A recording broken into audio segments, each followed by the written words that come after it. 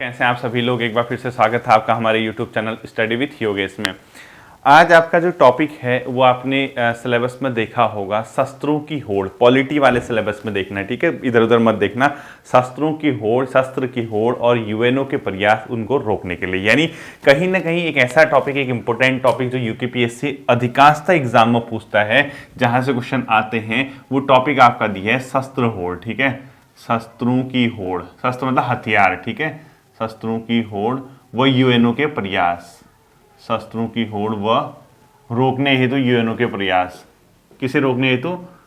शस्त्रों को, ठीक है, रोकने हेतु यूएनओ के प्रयास, यूनाइटेड नेशन ऑर्गेनाइजेशन, यूएनओ प्रयास। ये आपका एक सिलेबस में टॉपिक दिया हुआ है, अच्छा खासा टॉपिक है, इसको देखना। और बहुत लोग इसको पढ़ाते भी नहीं है और बहुत लोग पढ़ते भी नहीं है, ठीक है, क्योंकि यूकेपीएससी एग्जाम करा रहा है तो हमेशा से उसकी दृष्टि में ये टॉपिक इंपोर्टेंट रहता है, ठीक है। इसको ध्यान से देखना आप लोग।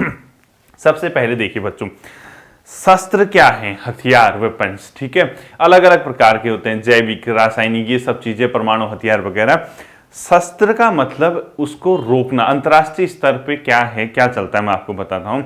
बेसिकली ये अवधारणा है, सामने आती है, ये माना जाता है कि विश्व में शांति हो, आतंकवाद ना हो, ताकि जो राष्ट्र अपना जो पैसा है, जो अपना बजट है, जो अधिकांश खर्च अपना रक्षा खर्च में करते हैं, हथियारों को खरीदने में करते हैं, अवैध हथियार भी अभी सामने आएंगे, आतंकवादियों के पास हथियार न जाए, यानी कहीं ना कहीं मानव जाति को बचाने के लिए, युद्ध को रोकने के लिए हथियारों को क्या किया जाए? प्रतिबंधित किया जाए। हथियार ना ही बनाए जाए, ना ही हथियार को क्या किया जाए? टेस्ट किया जाए, ना ही परमाणु हथियार हो, कोई भी हथियार हो, ठीक है।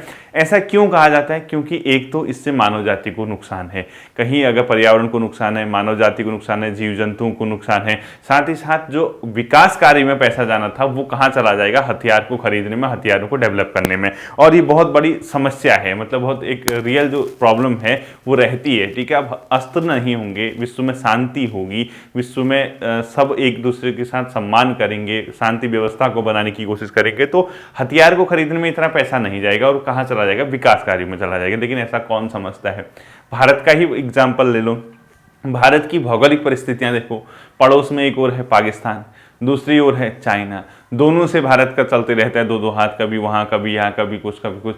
तो ऐसे में जब आपका पड़ोसी हथियार खरीद रहा हो, पड़ोसी हथियार बनाए, तो फिर आप कैसे चुप रहोगे? क्योंकि ये तो अंतर्राष्ट्रीय राजनीति है ना। यहाँ तो ये देखना पड़ता है कि मेरा पड़ोसी क्या कर रहा है। आप ही देख लो, आप लोग, चलो राष्ट्र का एग्जाम्पल छोड़ लो, आप लोग घर के आसपास देखते होगे, अगर पड़ोसी ने कोई दीवार डाल दी, कुछ कर दी, तो उसमें भी आप कुछ ना कुछ करते होगे।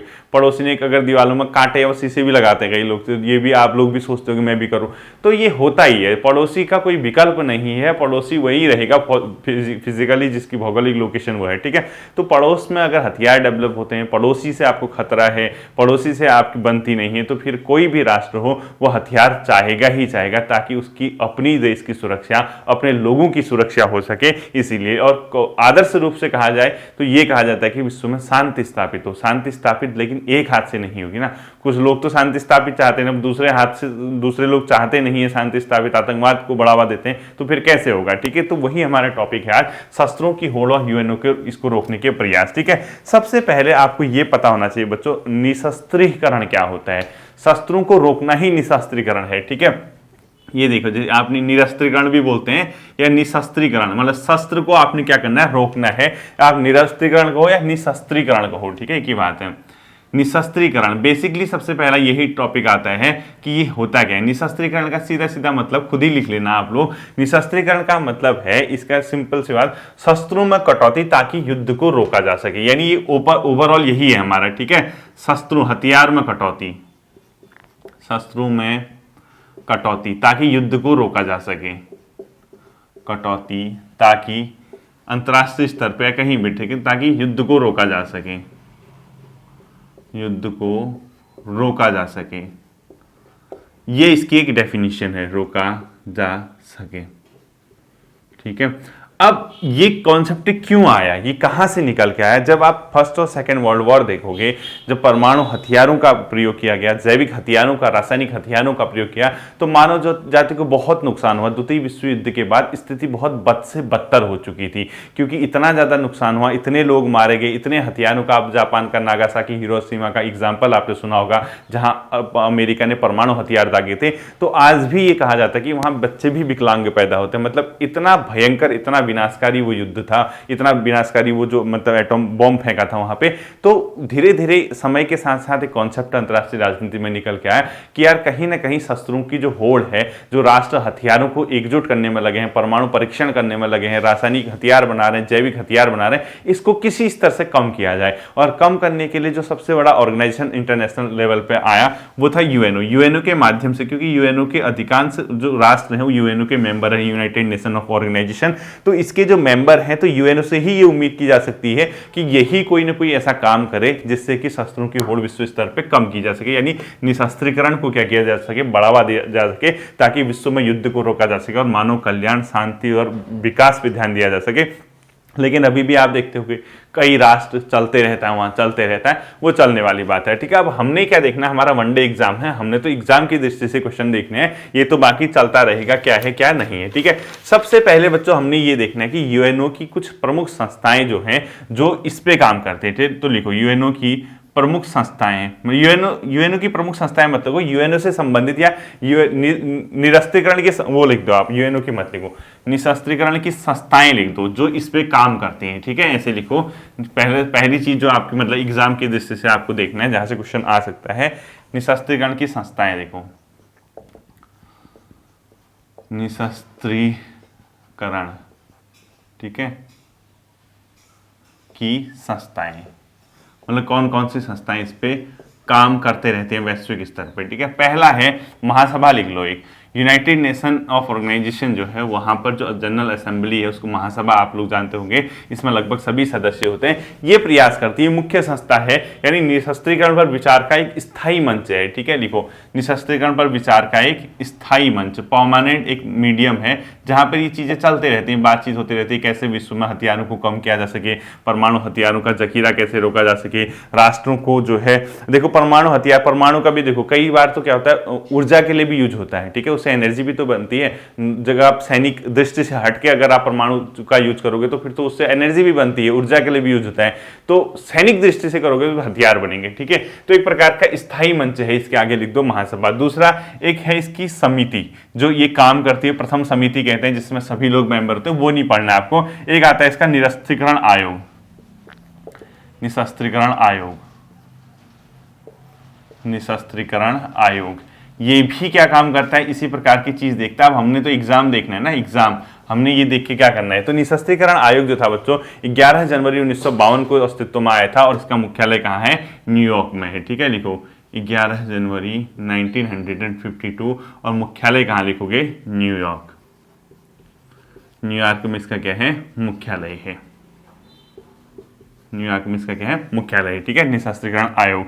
तीसरा जो आता है बच्चों इसी प्रकार की एक, इन लोगों की अपनी एक और संस्था है जो जिसका नाम है निशस्त्रीकरण सम्मेलन, जो कि यूएनओ का हिस्सा नहीं है। ठीक है, लिखो निशस्त्रीकरण सम्मेलन, निरस्त्रीकरण जो भी लिखोगे, ठीक है, निरस्त्रीकरण भी लिखते हो, निशस्त्रीकरण भी लिखो, जो भी लिखते हो ब्रैकेट में निरस्त्रीकरण लिख देना। ठीक है, निशस्त्रीकरण सम्मेलन, ये भी, इसमें भी लगभग सभी मेंबर रहते हैं यूएनओ के जो हैं, ये भी सम्मेलन बीच बीच में आयोजित होते रहता है। इसमें भी यही बातें होती है कि ये न्यूयॉर्क इसका मुख्यालय है ऊपर वाले का, इसमें भी यही बातें होती रहती है कि किस प्रकार से जो मतलब विश्व में परमाणु हथियार हैं या केमिकल वेपन है या जो भी है, इनको कैसे रोका जाए। तो निशस्त्रीकरण जो सम्मेलन है, इसको ये कहाँ पर अवस्थित है, जिनेवा में अवस्थित, लिखो जिनेवा स्विट्जरलैंड में स्थित है। ठीक है, अगर कभी ये पूछते हैं कि जो निशस्त्रीकरण सम्मेलन कहाँ पर अवस्थित है, जेनेवा में, और ये यूएनओ का पार्ट नहीं है, ध्यान रखना इसको, ये यूएनओ का हिस्सा नहीं है, इसके नीचे लिखो यूएनओ का हिस्सा नहीं। फिर भी ये विश्व में जो परमाणु हथियार हैं या वेपन है उसको रोकने के लिए काम करता है, महासभा को रिपोर्ट देता है, महासभा को फिर भी रिपोर्ट भेजता है। ठीक है, महासभा को रिपोर्ट भेजता है, लिखो महासभा को क्या करता है, रिपोर्ट भेजेगा, निशस्त्रीकरण सम्मेलन। इसी प्रकार से एक आता है यूएनओ का निरस्त्रीकरण अनुसंधान, जिसका मुख्यालय भी कहाँ है, जेनेवा में। ठीक है, अगला लिखो फोर्थ, यूएनओ का निशस्त्रीकरण अनुसंधान, ये यूएनओ का है, ठीक है। रिसर्च करते रहता है उसमें, निशस्त्रीकरण अनुसंधान,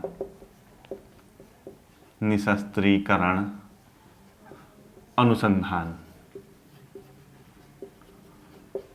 ये कहां पर है, इसका मुख्यालय जिनेवा में है, ठीक है, जिनेवा। ये 4 मेन है, बाकी तो छोटी मोटी तदर्थ कमेटी होती हैं, समितियां होती हैं, वो सब छोड़ दो। हमारे एग्जाम की दृष्टि से अगर कभी पूछते हैं निशस्त्रीकरण की संस्थाओं में कौन सा महत्वपूर्ण स्थायी मंच जो है महासभा, इसके अलावा पूछता है निशस्त्रीकरण आयोग कब बना था और इसका मुख्यालय का न्यूयॉर्क में 1952 में। निशस्त्रीकरण सम्मेलन जो है वो कहाँ पर स्थित है, जिनेवा में अवस्थित है। किसको रिपोर्ट देता है, महासभा को, और यूएनओ का हिस्सा नहीं है, यूएनओ का हिस्सा नहीं करना, इसको पूरा नहीं है, ठीक है। और इसके अलावा एक यूएनओ का निशस्त्रीकरण जो अनुसंधान है वो कहां पर अवस्थित है पूछता है, तो जिनेवा में है। तो बेसिकली हमने ये चीज देखनी है कि विश्व में हथियार जो कम हो रहे हैं, हथियारों को कम करने का। अब अंतर्राष्ट्रीय राजनीति को समझना इतना आसान नहीं है, ये वनडे एग्जाम की क्लास है, यहाँ आपको क्लासेस में ऐसी चीजें सुनने को बहुत कम मिलेंगी, जैसे मैं बता रहा हूँ आपको। बेसिकली कोई नहीं पढ़ाएगा, मैं भी क्यों पढ़ाऊँ बताओ, वनडे एग्जाम आपका, अंतर्राष्ट्रीय राजनीति में घुसेड़ दूंगा तो कहाँ क्या क्या समझते रहोगे बच्चों। ये सिर्फ कहने की बात है कि हम हथियारों का जखीरा रोकना चाहते हैं। विश्व में भी राजनीति होती है, और जहां राज करने की नीति होगी, नाम ही जिसका राज करने की नीति है। एक तरफ तुम अपने आप को डेवलप्ड कंट्री का तमगा लगाओ, दूसरी ओर तुम उसके बाद सारे अपने हथियारों का जखीरा इकट्ठा कर लो। परमाणु हथियार तुम्हारे पास, जैविक हथियार तुम्हारे पास, हर कुछ तुम्हारे पास। जब तुमने कहा बस हमारा कोटा फुल हो गया, अब विश्व के जो अन्य राष्ट्र हैं उनको कैसे रोका जाए। मतलब इतने चालाक, इतने बेशर्म तुम लोग कि तुम्हें समझ ही नहीं आया कि यार जो छोटी मोटी कंट्री हैं, जो डेवलपिंग कंट्री हैं, उनकी सुरक्षा के उनके नाम पे तुम कह रहे हो पर्यावरण को नुकसान हो रहा, तुम उनसे ये कह रहे हो कि मानव जाति को नुकसान है। लेकिन जो तुम ऑलरेडी बैठ के परमाणु हथियार लेके बैठे हो, ऑलरेडी तुम्हारे पास इतने सारे वेपन्स हैं, तुम्हें ये पता है कि तुम पे कोई आंच आएगी तो तुम उसका यूज कर दोगे। छोटे मोटे राष्ट्र को डरा धमका के कहोगे कि मेरे पास परमाणु हथियार है, मैं तेरे को उड़ा दूंगा, ये करूंगा, अपना काम निकलवाओगे, और दूसरों से कहोगे हथियारों की होड़ को समाप्त करो। बट ऐसा होता नहीं है, ये अंतर्राष्ट्रीय राजनीति है, और भारत इसका मुझे परफेक्ट एग्जाम्पल दिखता है। भारत ने कई जगह ऐसा काम किया है, विश्व सदमे में पड़ गया। अभी मैं आपको कुछ चीजें बताता हूं। इन लोगों ने क्या कहा, बस आप खत्म करो हथियारों को, ये भी समझाऊंगा आपको। लेकिन भारत भी बहुत चालाक है। भारत की इस मामले में 2-3 जगह मुझे भारत का मतलब जो अंतर्राष्ट्रीय राजनीति में रुख है ना, बड़ा प्यारा लगता है। एक तो वो क्या करता है, कहीं पे मतलब जो कूटनीति होती है, एक तो जैसे कहीं पे अमेरिका रसिया किसका पक्ष ले, वहां वोटिंग से गायब हो जाएगा। ना हम अमेरिका के हैं ना हम रसिया के, हम भाई न्यूट्रल हैं, हम बाहर हो जाते हैं, ठीक है।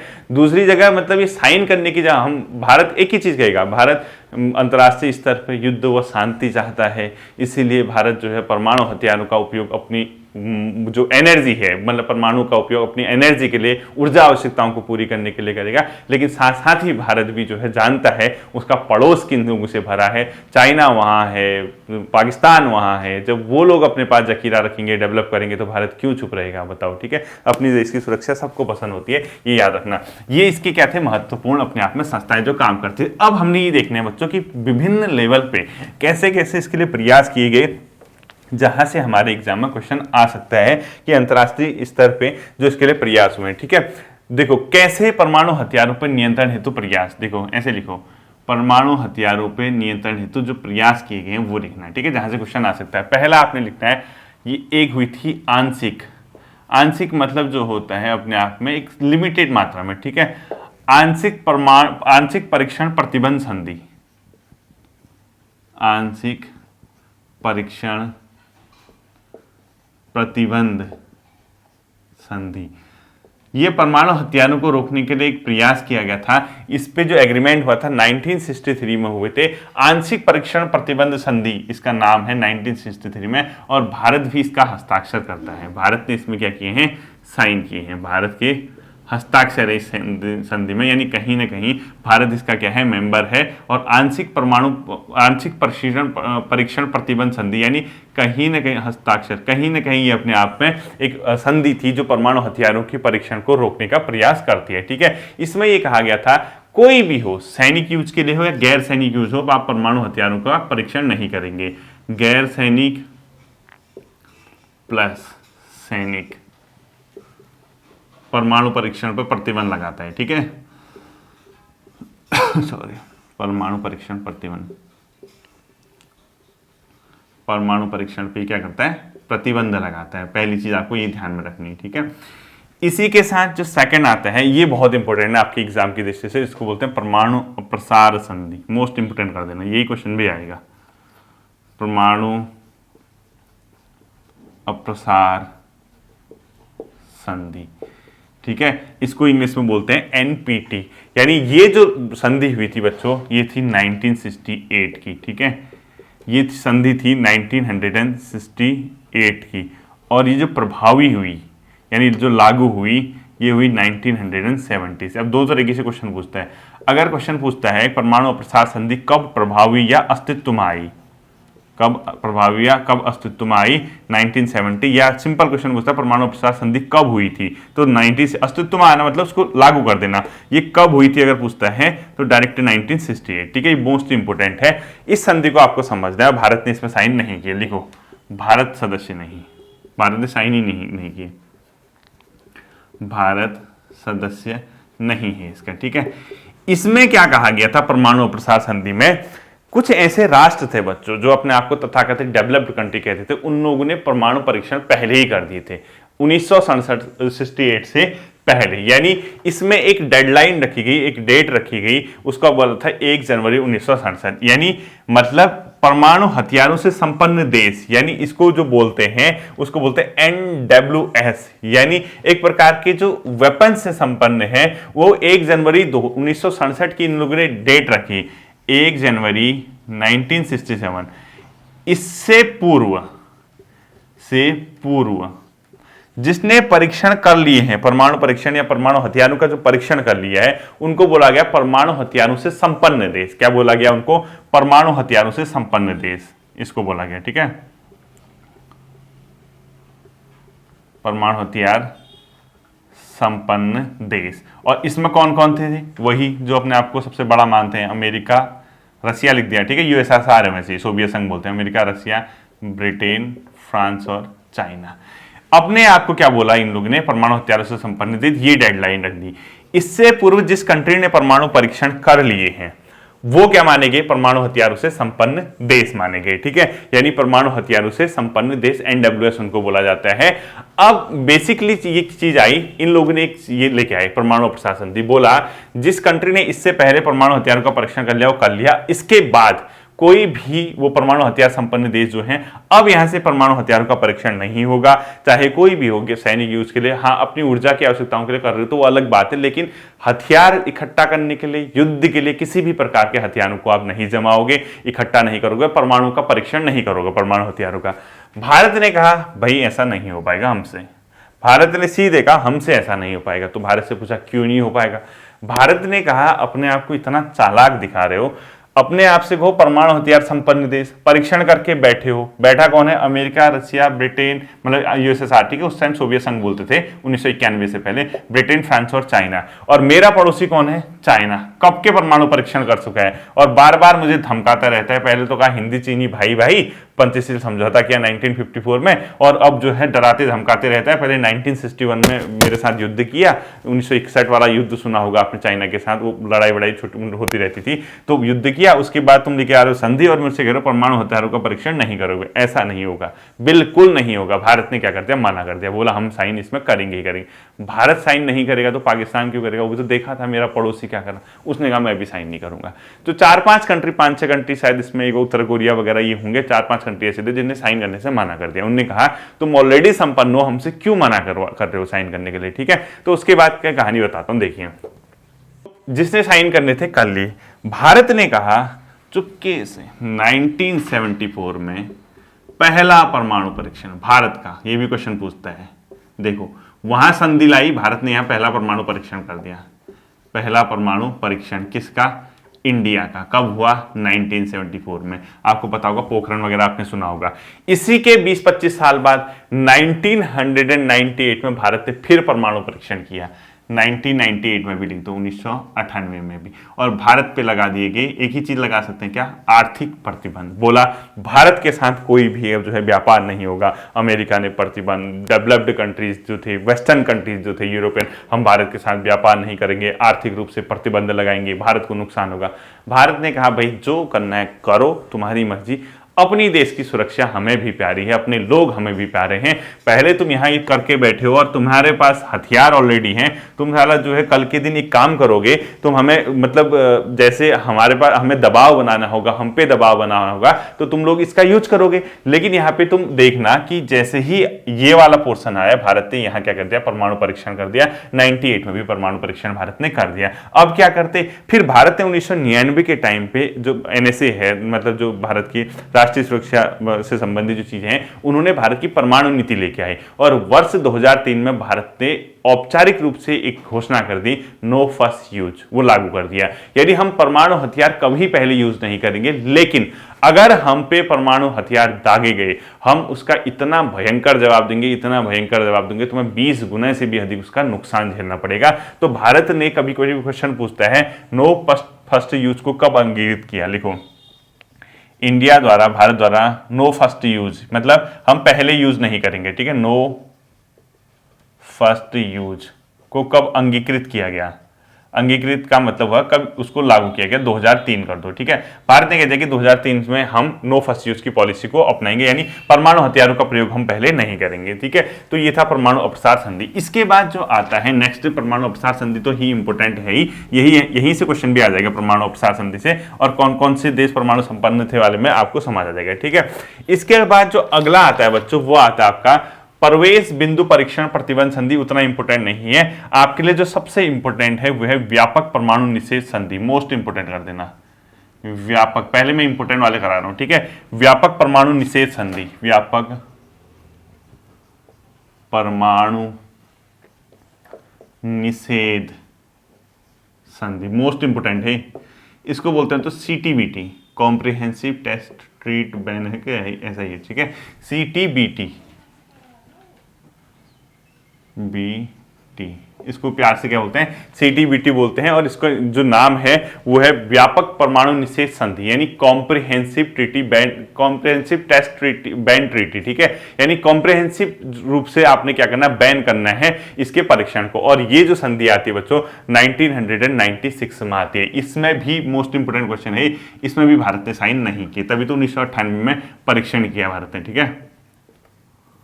भारत ने हस्ताक्षर नहीं किए। तो भारत ने जब हस्ताक्षर नहीं किए, अमेरिका वगैरह फिर चिढ़ गए, भारत से कहा कि हस्ताक्षर नहीं कर रहा। भारत ने 1998 में फिर से क्या कर दिया, अपने आप में इसमें परीक्षण कर दिया, ठीक है। अब धीरे धीरे क्या होने लगा, एक चीज आपको ये भी पता होनी चाहिए, जैसे ही भारत ने ये किया, फिर धीरे धीरे भारत ने जब ये कहा कि हम अपने कभी भी, भारत ने अपनी पॉलिसी लाई, अब थोड़ा सा भारत को आर्थिक प्रतिबंध झेलने पड़ रहे थे, भारत ने कहा यार चलो ठीक है हम नहीं करेंगे इसका, लेकिन हम पहले यूज नहीं करेंगे। जब no first use policy Bharat लेके आया परमाणु हथियारों को प्रयोग न करने की, उसके बाद जो होता है वो इंपॉर्टेंट होता है। अब धीरे धीरे वेस्टर्न कंट्रीज भी समझने लगे कि यार एक तो उनका हित था, इतना बड़ा मार्केट है इंडिया का, इतनी बड़ी जनसंख्या है, फिजिकल एरिया इतना ज्यादा है, संसाधन भी भारत के पास, ठीक है।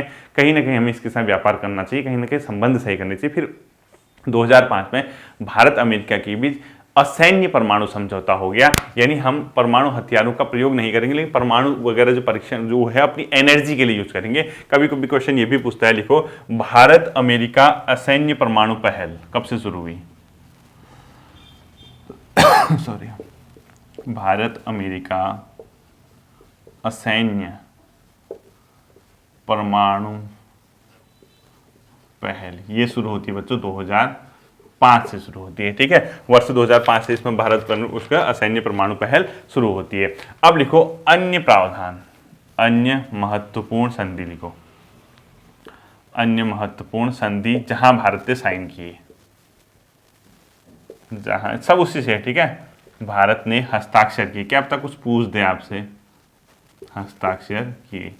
अब सिर्फ फैक्ट पढ़ाने के है ना, वरना ये टॉपिक बहुत अच्छे से समझा देता मैं अब, लेकिन ये पढ़ना सिर्फ फैक्ट है तो इसमें कुछ नहीं कर सकते हैं, ठीक। देखो एक है जिनेवा संधि 1925 की, ये सब उसी से है, ठीक है। जिनेवा, क्या अब तक कोई यहीं से पूछे संधि, ये है बच्चों 1925 की। इसी के अलावा एक आता है आंशिक परीक्षण प्रतिबंध संधि 1963 वाला मैंने बता दिया आपको। एक आता है बाह्य अंतरिक्ष संधि 1967 में, लिखो बाह्य अंतरिक्ष संधि, बाह्य अंतरिक्ष संधि ये लिखो 1967 की है, ठीक है, 1967 की बाह्य अंतरिक्ष संधि उसको बोला जाता है। इसी प्रकार से एक और आता है आपका, वो आता है समुद्र तल संधि 1971 में, ठीक है, समुद्र तल संधि, ये भारत ने साइन की है इसमें, समुद्र तल संधि 1971 में हुआ था, ठीक है, समुद्र तल संधि। नेक्स्ट लिखो जैविक शस्त्र संधि, ये हुई थी 1972 में, जैविक शस्त्र संधि भारत ने इसमें भी साइन किए, जैविक शस्त्र संधि, ये लिखो 1972 में। और एक और लिखो, वो लिखो रासायनिक हथियार संधि 1993 में, रासायनिक हथियार संधि,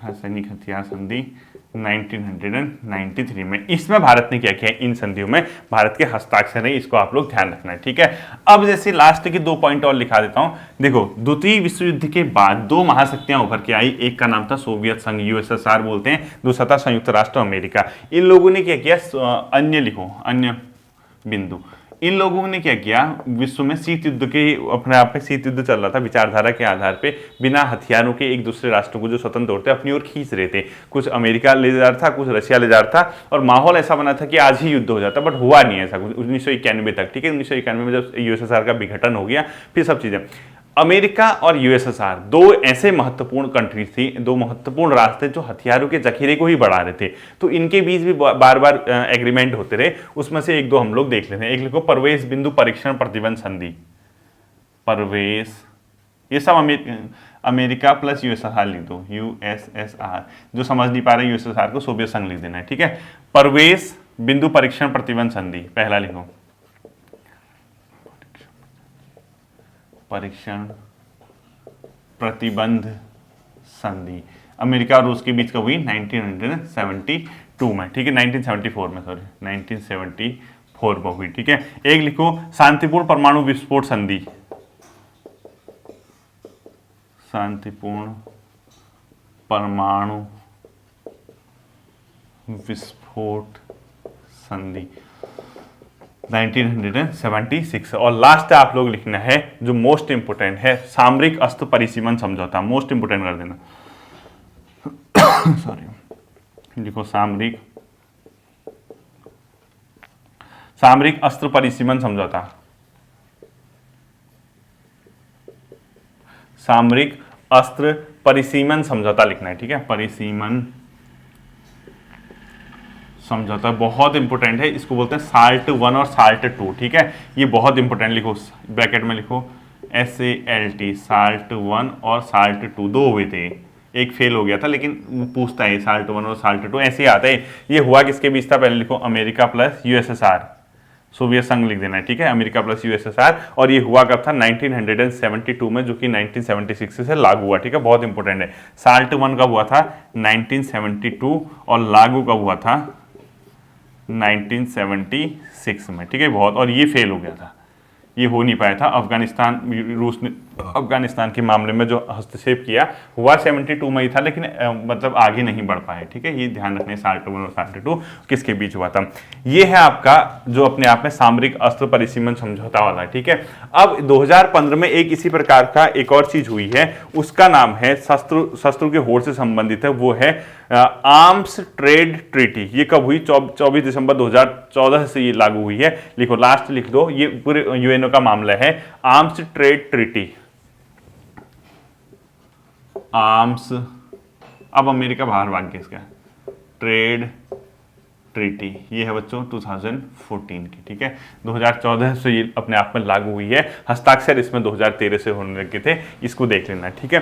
तो ये था आपका एक टॉपिक जहां से आपके सबसे इंपॉर्टेंट है परमाणु अप्रसार संधि वगैरह वाला, वो पेपर में पूछा जा सकता है, उसको ध्यान में रखना है, ठीक है। होपफुली ये चीज आपकी समझ आ गई होगी, इसको आप लोग तैयार करेंगे तो आपका एक और टॉपिक एंड होता है, ठीक है, और वो है शस्त्रों की होड़ और यूएनओ के प्रयास। मानवाधिकार वाले मैंने आपको करा दिया, यहां से अगर यूकेपीएससी क्वेश्चन पुट करेगा तो आप लोग बना लेंगे, मतलब मुझे विश्वास है यहां से आप क्वेश्चन गलत नहीं करेंगे, ठीक है। तो इसको रिवाइज करिएगा, हम नेक्स्ट टॉपिक देखेंगे, इसके बाद बीच में आपकी एक आध करंट अफेयर की वीडियो नेशनल इंटरनेशनल वाली आएंगी, तो बिना टेंशन के अपना काम करते रहिए, अपना मेहनत करते रहिए, बहुत जल्दी जो है आपके एग्जाम हो रहे हैं, तो मेहनत जो है लगातार कीजिए, रिवाइज उसको पक्का करना। फिर मिलते हैं अगले सेशन पे, थैंक यू।